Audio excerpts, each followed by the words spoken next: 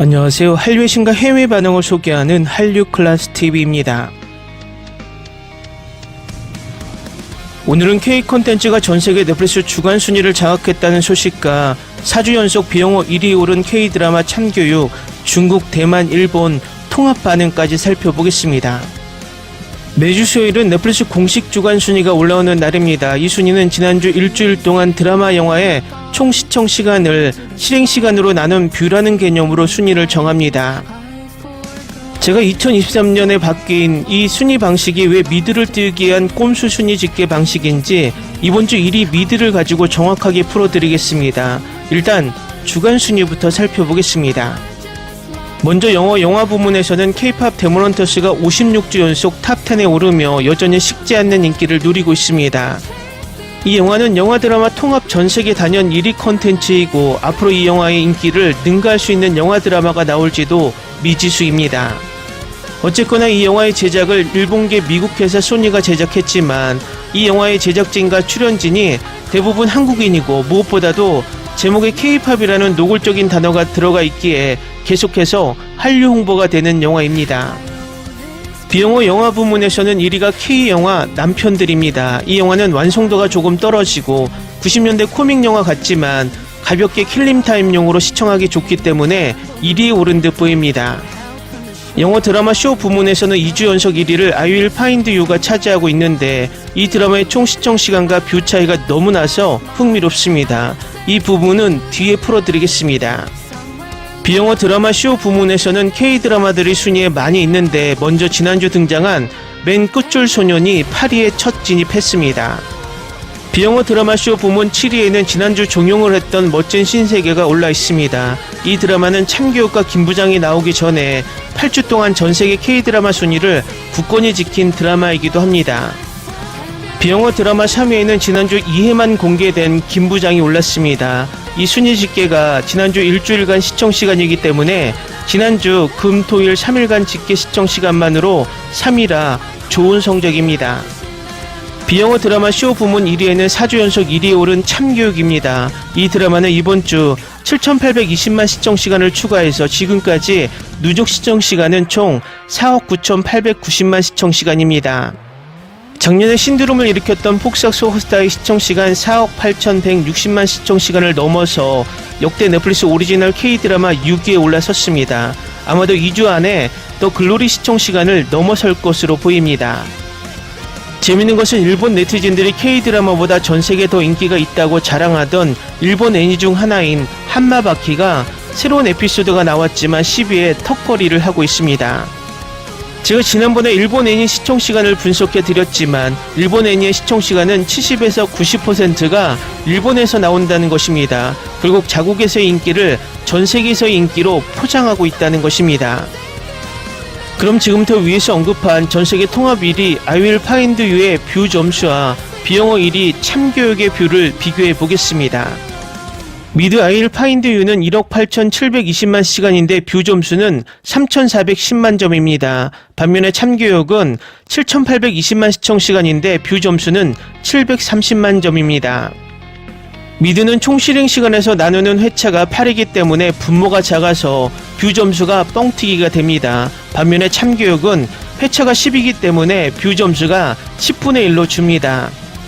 결국 아무 근거도 없이 이 넷플릭스 순위는 총 8시간 드라마가 총 10시간 드라마보다 인기가 있다는 식의 엉터리 순위표라는 것입니다. 혹자는 이야기합니다. K-드라마도 미드처럼 실행시간과 회차를 줄여서 제작하라고. K-드라마는 기본적으로 미드처럼 시즌제가 아니라 실행시간과 회차를 줄이면 드라마 완성도가 떨어집니다. 결국 미드가 기본이 시즌제 드라마이기 때문에 이 형식에서 점수를 많이 얻게 되는 꼼수 순위 방식으로 넷플릭스가 바꾼 것입니다. 결론은 넷플릭스의 이런 꼼수에 계속 당하지 않으려면 국산 글로벌 OTT를 조속히 출범시켜서 넷플릭스를 긴장시키고 선의의 경쟁을 시켜야 한다는 것입니다. 대규모 자금이 들어가는 글로벌 OTT는 국가 차원에서 반도체 산업을 키우듯 국내 적자에 허덕이는 OTT들을 통합 지원 조율시켜 국내에서 경쟁하는 게 아니라 전 세계와 경쟁시켜야 된다는 것입니다. 넷플릭스가 1년에 우리나라 콘텐츠에 투자하는 금액은 8천억입니다. 우리나라 1년 예산은 780조입니다. 이 예산의 1%만 OTT 산업에 투자해도 7조 8천억입니다. 우리나라는 K드라마라는 강력한 무기가 있기 때문에 글로벌 OTT 또한 지원만 잘 된다면 충분한 경쟁력이 있습니다. 저는 아무 생각 없이 늦은 밤에 시간을 때우려고 참교육을 받는데 정말 흥미로웠어요. 괴롭힘이 한 학교에서만 해결되는 이야기인 줄 알았는데 사실은 독립적인 에피소드였어요. 아니면 이게 실제로 그거랑 연결된 걸까라는 느낌이 들기도 해요. 코미디와 진지함 사이의 균형이 좋습니다. 너무 흥미로워서 잠시 쉬고 다시 보고 싶어요. 일본어 번역본으로 봤어요. 기억하기로는 작가가 한국인이라 한국 만화였어요. 이 나라는 폭력만이 문제를 해결할 수 있는 나라입니다. 다음은 참교육에 열광하는 일본 필마크스에 올라온 최신 일본 시청자 반응입니다. 멋지네요. 저는 복수 이야기를 정말 좋아해요. 나는 나쁜 놈들을 무자비하게 상대하는 이야기를 정말 좋아해. 피해자들을 지키기 위해 최선을 다한 네 사람과 함께 정말 감동받은 비극적인 사건들이 많았지만 분명 어딘가에서 모르는 사이에 일어났을 거야. 그렇다면 교권보호국이 필요합니다. 4명이 최고였어요. 상쾌하고 정말 재밌었어요. 매번 이야기가 달라서 따라가기 쉽습니다. 속편이 나오길 바랍니다. 결말이 더 좋았으면 좋았을 텐데 약간의 아쉬움을 남겼으면 좋았을 텐데요. 개인적으로는 봉사무관이 끝까지 오타쿠로 남았으면 좋겠어요. 괴롭힘 장면은 너무 고통스러워서 어른들이 학생들을 세게 때리는 게 잘못됐다고 느꼈지만 오히려 안도감을 느꼈습니다. 사실 학생들이 일으킨 문제는 항상 용서받을 수 없습니다. 그들은 한국 교육 문제를 능숙하게 극화했으며 이 문제는 일본에서도 헤드라인을 장식했으며 이야기는 매우 재밌었습니다. 이만님 역할 정말 좋아해요. 이것이 바로 흥분의 의미입니다. 교육에 직면한 실제 문제를 법밖의 방식으로 해결하는 새로운 접근법입니다. 화려한 액션과 학교 이야기를 이렇게 재미로 바꾼 것은 인상적입니다. 소문대로 신선하고 좋은 드라마였습니다. 김무열의 멋진 순간 정말 볼만한 광경이었습니다. 가끔 배를 감싸며 웃기도 했지만 마지막 에피소드는 눈물을 흘렸습니다. 평점이 높아서 보기 시작했는데 재밌었어. 드리프트가 멋졌어. 여자 버전도 훌륭해. 교권보호국 비현실적이지만 있었으면 좋겠어. 흥미로웠어요. 김무열이 팔짱을 꼈을 때 정말 멋져서 최고의 느낌이야. 김무열은 멋졌고 피오도 믿음직스럽지 않았지만 믿음직한 존재감이었고 할린과 상호작용도 웃겼다. 이걸 라인 만화에서 읽었는데 충실히 재현된 것 같다. GTO처럼 될 줄 알았는데 GTO보다 훨씬 더 흥미로웠어요. 김무열은 볼 때마다 항상 미스터 칠드런의 사쿠라이 같아. 저는 이 엄청 잘생긴 남자 주인공에게 빠져들었어요. 오늘날 우리는 이러한 엄격한 수준이 정말 필요합니다. 이 영화는 곳구센을 떠올리게 하면서도 좋은 의미로는 짜릿합니다. 흥미롭네요. 소년 심판을 코믹하게 만들고 실제 사회 문제를 파고들어서 대단해요. 이성민은 믿음직하고 김무열은 정말 멋져요. 100년이 지나도 일본은 이런 드라마를 만들 수 없다. 정말 재밌었어요. 오랜만에 다시 빠져들게 된 드라마였죠. 주인공이 너무 멋지고 모든 캐릭터들을 좋아하며 시즌2가 그들을 기다리고 있어요. 주인공이 정말 멋져요. 강해. 마음 편하게 감상할 수 있는 작품입니다.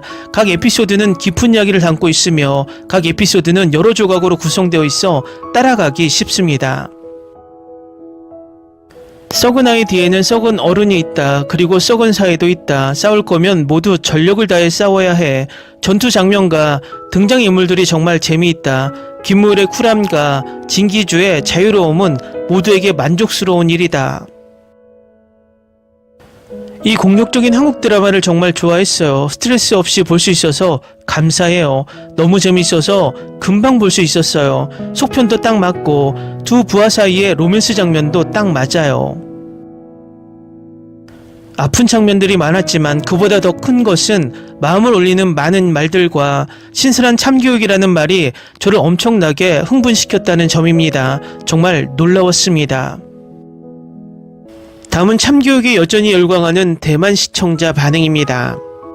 이건 점점 더 사랑받는 K-드라마 중 하나라고 생각해요. 10점 만점에 10점. 시즌2가 있다면 다음 시즌에 진규준은 꼭 남겨주세요. 만약 누군가가 그녀의 비명 때문에 짜증난다면 그냥 그녀가 비명을 지르게 두세요. 캐릭터가 아니라. 이 드라마 정말 사랑해요. 꼭 봐야 해. 출연진과 스토리라인이 정말 훌륭했어요. 영웅부터 악당까지 모두가 정말 훌륭한 연기를 해냈습니다. 별 10개. 멋진 드라마 다음 세션을 기다리고 있다. 원더푸스를 보고 나서 이렇게 빨리 또 다른 블록버스터 드라마를 볼 줄은 몰랐는데 결국 참교육을 보기로 했어요. 와, 네, 정말 좋아요. 이 드라마 진짜 와우, 훌륭해. 학생들이 이 점에 공감할 수 있을 것 같아요. 초등학교 선생님 때문에 정말 안타깝네요. 이 드라마는 2026년 중반 최고의 드라마가 될 것입니다. 우리는 시즌2가 절실히 필요해요. 이 드라마는 제가 가장 좋아하는 드라마 모범택시를 떠올리게 합니다. 최고의 시리즈 중 하나예요. 배우들, 줄거리, 스태프, 감독, 작가가 정말 마음에 들어요. 모든 게 완벽해요. 강력 추천합니다. 시즌2, 3, 4, 5를 주세요. 정말 멋진 드라마였다. 절대로 놓치지 마세요. 훌륭한 이야기들이에요. 처음에는 그냥 또 다른 괴롭힘 학교 이야기일 줄 알았어요. 이 에피소드는 매 에피소드 내내 우리의 관심을 유지하게 하는 추가 맥락이 있고 잘 쓰여졌으며 유머도 가득합니다. 교권부하고 그룹 내 캐릭터 각각의 역할은 훌륭했고 상을 받을 만합니다. 이 드라마를 만드는 데 참여한 작가, 스태프 그리고 모든 분들께 박수를 보냅니다. 감사합니다. 후속작도 기대할 만한 작품이어야 합니다. 세상의 현실에 대한 슬픔과 그 사이에 약간의 코미디가 섞여 있어 이 잔인한 이야기 때문에 울게 만들고 사소한 일에도 웃게 만드는 완벽한 조합이에요. 모든 배우들이 훌륭한 연기를 했고 매우 설득력 있는 연기를 보여주었습니다. 모두가 재미있게 보면서 강한 메시지를 담아야 합니다. 솔직히 편집, 음악, 색감, 배우 선택 모든 이야기가 정말 미쳤고 충격적이었어요. 이 모든 일이 현실 세계에서 일어나고 있다는 생각에 눈물이 났어요. 시즌2 제발, 이 시리즈는 정말 1위를 차지할 자격이 있습니다. 처음 10분 만에 완전히 빠져들었어요. 지루한 에피소드는 없고 제가 좋아하는 시리즈 모범택시가 생각나네요. PD님 제발 이 놀라운 작품을 위해 시즌2가 절실히 필요해요. 이 시리즈가 1년 전에 촬영된 건가요? 배우 송영규가 이 시리즈에 출연하지만 1년 전에 세상을 떠났습니다. 절대 10점 만점에 10점의 걸작입니다. 모범택시를 좋아했지만 좀 더 거칠고 학교 시스템의 어두운 현실에 완전히 집중하는 것을 원한다면 참교육은 꼭 봐야 할 작품입니다. 이 시리즈는 정말 대단하네요. 김무열은 강렬할 뿐만 아니라 정말 멋져요. 마지막 에피소드로 완성된 모습이 정말 좋아요. 대만 제작진과 배우들은 이 드라마를 보고 배우세요. 아마도 2026년 최고의 K-드라마일 텐데 속도, 액션, 코미디가 완벽합니다. 강력 추천합니다. 전 군인 싸움 잘해, 잘생겼어. 모범택시에 있는 주인공 같네요. 역대 최악의 악당과 맞서는 두 작품 사이에 교차점이 있을까 하는 생각을 지울 수 없습니다. 지금까지 나온 최고의 드라마 중 하나였다. 아마도 가장 좋고 오랫동안 기다려온 작품일 겁니다. 확실히 올해 최고의 드라마로 받을 자격이 있어요. 이 드라마는 정말 카타르시스를 주었습니다. 2026년 최고의 드라마 단연코. 저는 이런 드라마와 모범택시를 정말 좋아합니다. 더 많은 모습을 보고 싶습니다. 단연코 최고의 배우들이에요. 이 K-드라마는 정말 멋지고 정말 교훈을 줄 수 있어요. 멋진 쇼를 선사해줘서 고마워요. 파이팅! 아마도 2026년에 본 최고의 K-드라마일 거예요. 지루한 에피소드는 없고요. 연기는 좋지만 코미디는 적고 액션은 많습니다. 독특하고 교육업계에 숨겨진 여러 주제에 대해 깊이 논의했습니다. 내가 본 최고의 드라마야. 이 드라마가 일부 국가, 특히 대만의 교권보호국 같은 조직을 만들자는 아이디어를 준다고 확신합니다. 그렇지 않나요? 그럴 줄 알았어요. 이 쇼는 별 5개 이상을 받을 자격이 있습니다. 이틀 전에 중국 시나닷컴에 흥미로운 참교육 관련 칼럼이 하나 올라왔는데 기사가 엄청나게 길어서 중략을 해도 분량이 깁니다. 바로 이 기사를 살펴보겠습니다. 중국 인터넷 전체가 참교육의 중국 방영을 간절히 바라고 있는데 왜 한국식 스릴러 드라마는 더 중독성이 강한 걸까요? 짜릿한 폭력에 대한 폭력 스토리 라인으로 한국 드라마 참교육은 수많은 시청자의 마음을 사로잡았습니다. 많은 교사들이 시청 후 모든 것이 너무나 공감했다며 감탄했고 다른 직업군 노동자들도 자신의 직업에서 참교육을 시도해보고 싶다고 아우성입니다. 넷플릭스에서 방영한 지 반달도 채 되지 않아 넷플릭스 비영어 시리즈 차트에서 45개 국가 지역에서 1위를 차지했습니다. 중국 내 반응도 매우 긍정적이었으며 시청자들은 8.8점의 높은 더반 점수를 주었을 뿐만 아니라 주간 글로벌 최고 인기 드라마 차트에서도 1위를 차지했습니다. 폭발적인 인기를 넘어 참교육은 중국과 한국 스릴러 드라마 간의 창작적 차이를 다시 대중의 시야로 끌어올렸습니다. 왜 우리는 항상 진심으로 한국 드라마를 즐기는가? 국내 스릴러 드라마, 한국 드라마 사이의 유사점과 차이점은 무엇일까요? 중국으로 눈을 돌리자면 기분 좋은 드라마는 항상 영화와 TV 시장에서 필수 요소였습니다. 국내 스릴러 드라마 시대를 열었던 연희 공략부터 2024년 무구운간까지 부활과 복수로 스트레스를 해소했고 2025년 배신자에 대한 영리함과 끊임없는 반전으로 바이럴된 장의전까지 복수, 반격, 황금손가락이라는 창의적 논리는 중국 본토에서 확실히 인기를 끌었습니다. 하지만 겉보기에는 스릴 넘치는 감각이라는 것은 같지만 중국과 한국 스릴러 드라마가 오랫동안 서사, 각색 산업화에서 서로 다른 길을 개척해왔습니다. 산업화 물결 속에서 한국식 스릴러 드라마의 전 세계적 흥행은 국내 창작자들의 주목을 받을 만한 중요한 사례가 되었습니다. 중국과 한국 스릴러 드라마의 근본적인 차이는 근본적인 만족감에 있습니다. 한국식 스릴러는 대부분 현실의 뿌리를 두고 있으며 감정적으로 진짜 고통과 허구의 스릴을 사용합니다. 참교육에서는 비상한 법 집행 권한을 가진 교권보호국이 허구이지만 학교 괴롭힘, 교사 권력 상실, 청소년 법의 허점, 과다한 학부모의 간섭 등 한국 사회에 실제로 존재하는 문제들을 겨냥합니다. 드라마의 여러 에피소드도 이 이야기에 영감을 받아 실제 한국 사건을 각색했습니다. 창작자들은 먼저 가장 고통스러운 현실을 관객에게 드러내어 평범한 사람들의 무력감과 분노를 완전히 동원한 뒤 허구의 참교육을 사용해 교착 상태를 깨트려 관객의 감정을 현실에서 해방시켰습니다.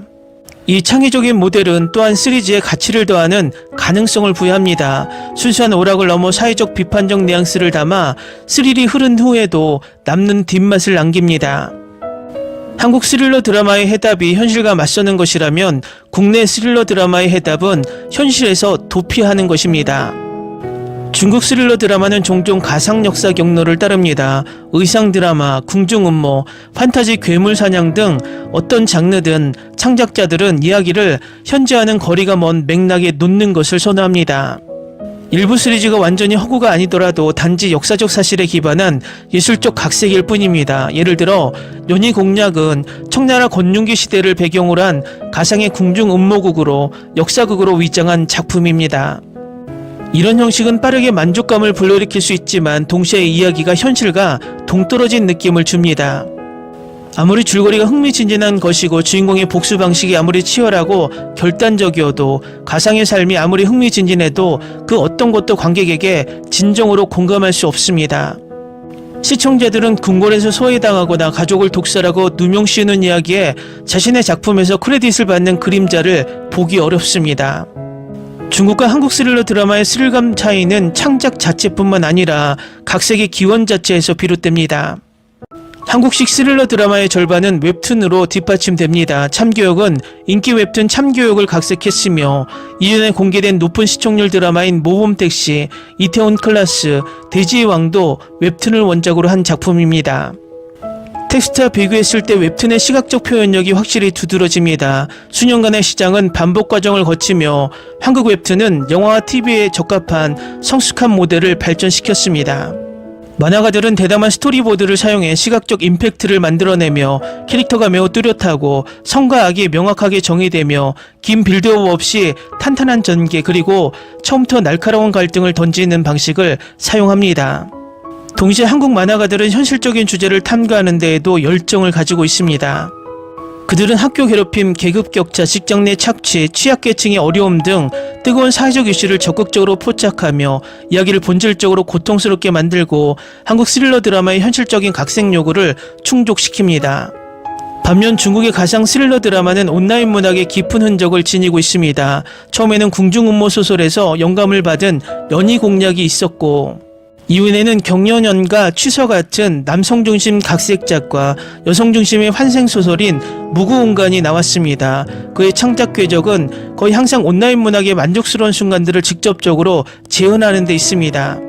한국식 만족스러운 드라마의 산업화가 이미 국내 만족스러운 드라마를 훨씬 능가 있다는 점도 주목할 만합니다. 이른바 산업화는 조립라인 형식의 공식적이고 만족스러운 드라마를 의미하는 것이 아니라 현실적인 주제, 내러티브를 심지어 촬영 기법에 통합하여 성숙하고 효율적으로 히트작을 만들어냅니다. 넷플릭스가 풍부한 자본과 글로벌 유통 채널, 느긋한 규모로 시장에 진입한 후 한국식 스릴러 드라마를 산업화의 빠른 트랙으로 이끌었습니다. 전세계 시청자의 시청 습관에 맞추기 위해 이 시리즈는 빠르게 진행되고 갈등이 많으며 밀도가 높고 표준화된 제품으로 다듬어졌습니다. 복수, 범죄, 괴롭힘 같은 강렬한 감정 요소들이 무한히 증폭되고 반전은 마치 치밀하게 계산된 듯합니다. 이 모델 덕분에 한국 드라마는 빠르게 글로벌 스트리밍 시장을 장악할 수 있었고 오징어 게임과 더 글로리 같은 세계적 수준의 히트작들이 전례 없는 문화 수출 강세를 보이며 탄생했습니다. 기사 잘 보셨나요? 전 세계 누구나 같은 느낌을 받겠지만 중국은 표현의 자유가 보장되지 않는 검열 문화 때문에 지금의 중국 사회의 문제를 다루지 못합니다. 결국 배경을 과거로 돌려서 환타지 속에 여러 문제를 교묘하게 넣어 또 그 영상 속의 국뽕까지 살려야 하니 이야기가 산만해지고 매번 똑같은 역사 환타지를 보는 것처럼 느껴집니다. 딱 일본의 애니메이션계가 이세계 시리즈를 엄청나게 찍어내듯 중국 드라마 또한 인물과 배경만 다르지 다 비슷한 캐릭터와 이야기가 반복되며 무한 루프를 하는 느낌입니다.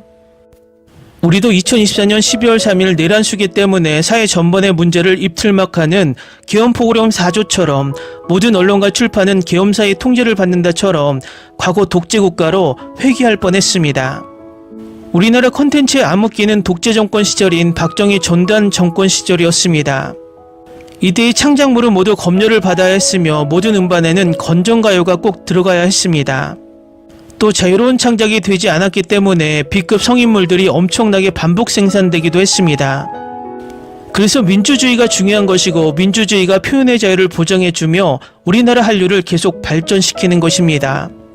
블랙리스트나 만들어 우리나라 창작자들을 억압하는 세력이나 내란을 일으켜 독재 정권을 다시 만들려는 세력이 지금의 중국 체제와 뭐가 다를까요? 다시 말하지만 민주주의가 한류를 키웁니다.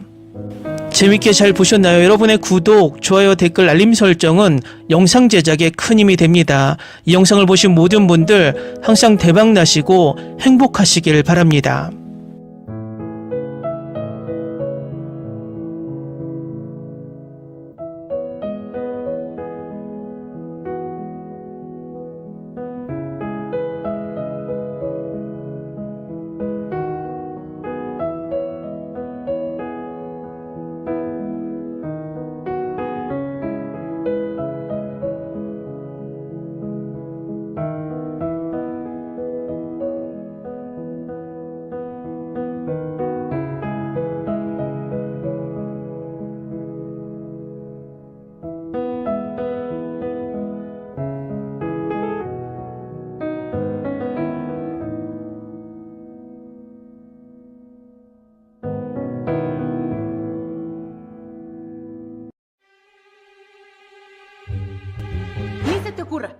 Olvida el ganso y los tomates. No hables de las ballenas. No es un acuario. No actúes como tonta. Sé que eras una genio. ¿Sí? No vayas a presumir, a la gente no le gusta eso. Y no digas cosas sin sentido. Y bueno, ¿terminamos? Hasta pronto. Abogada, tengo mucha curiosidad por conocerla.